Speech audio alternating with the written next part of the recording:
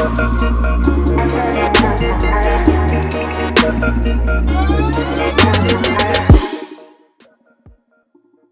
and welcome to BizHeadlines on GhanaWeb TV. My name is Ernestina Sewa Asante. To our very first story, all is set to establish a lithium refinery in the country.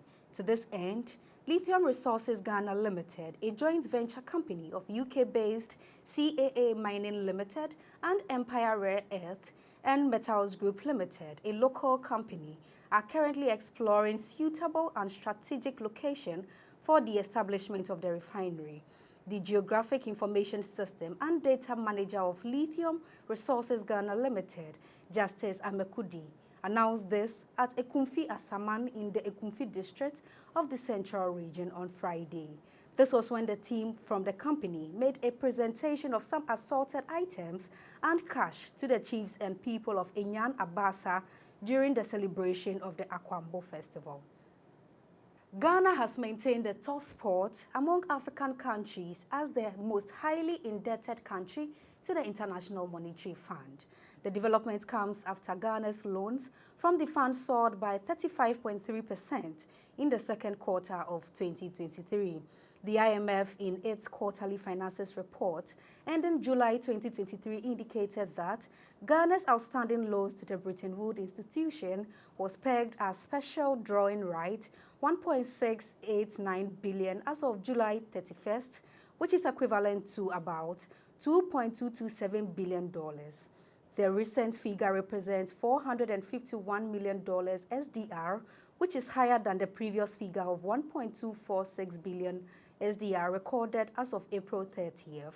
After meeting the set conditions for a bailout program, the IMF disbursed the first tranche of $600 million in June 2023 as part of efforts to address Ghana's balance of payments position and restore macroeconomic stability after engaging the fund in July 2022.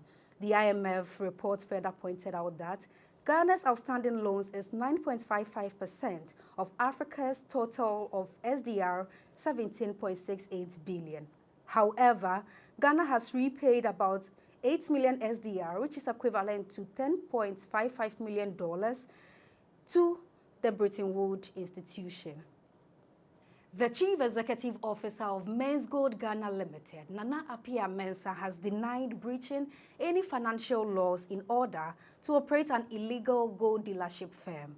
Appiah Mensah, who is known as Nam1, is standing trial for defrauding over 16,000 clients of the defunct firm to the tune of 1.6 billion cedis. Appearing before the High Court on Tuesday, September 19th, Nam1's lawyer Kwame Ekufu told the court that his clients did not breach the Banking and Specialized Deposit-Taking Institutions Act 2016. The lawyer rather claimed that the officials of the Apex Bank gave his client the advice to streamline operations by changing the name of the gold deposit-taking institution from Menzbank, previously known as Menzgold, to Menzbank. Indeed, in meetings with BOG, it was the BOG that recommended that third company, Brew Marketing Consult, be set up in order to ensure that the gold marketing business was kept distinct from the business of Menzgold, the council told the court. Nam1's lawyer, Kwame Ekufu, however, failed to provide the names of the BOG officials who he claimed gave his clients the said advice. President of the Association of Ghana Industries, Dr. Humphrey Eyim-Dake, has questioned when the importation of basic essential commodities such as rice, bottled water, toothpick, poultry, sugar, tomatoes, bottled water, ceramic tiles, among other products, will come to an end. According to him, local manufacturers have the capacity to produce these items to meet at least half of the country's demand. Mr. Eyim-Dake stated that sugar was a basic product that could be produced on a large scale.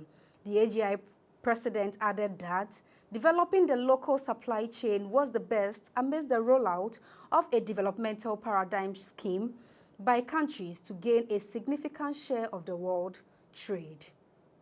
Ghana's economy witnessed an expansion by 3.2% in the second quarter of 2023, that is from April to June this year compared to the same period in 2022.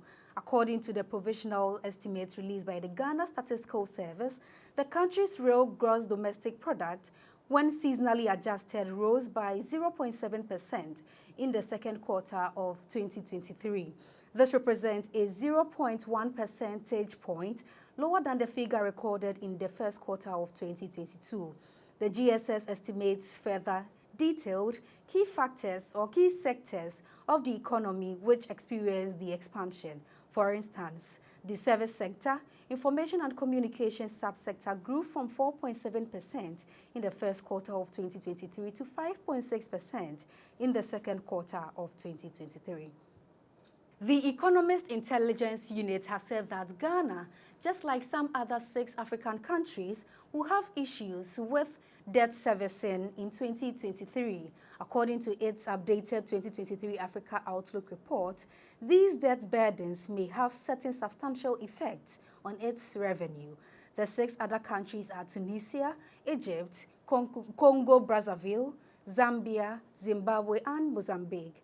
The report also noted that the African governments have ramped up their borrowing domestically and internationally, and public sector debt ratios relative to GDP have pushed back towards the high last seen in early 2000s, just before the enormous debt restructuring in 2005, implemented under the umbrella of Heavily Indebted Poor Countries Initiative.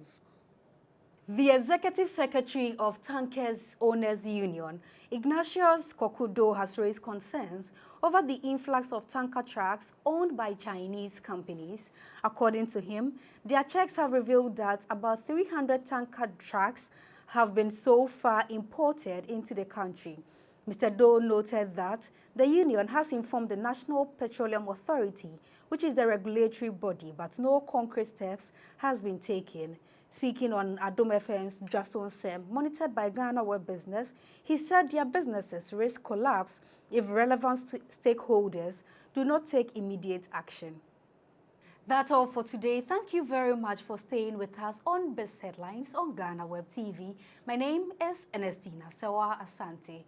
Before we go, do log on to www.ghanaweb.com for more stories. Do well to follow us on all social media platforms on Facebook, Instagram, and Twitter at the GhanaWeb. On YouTube, GhanaWeb TV. My name is Ernestina Sewa Asante.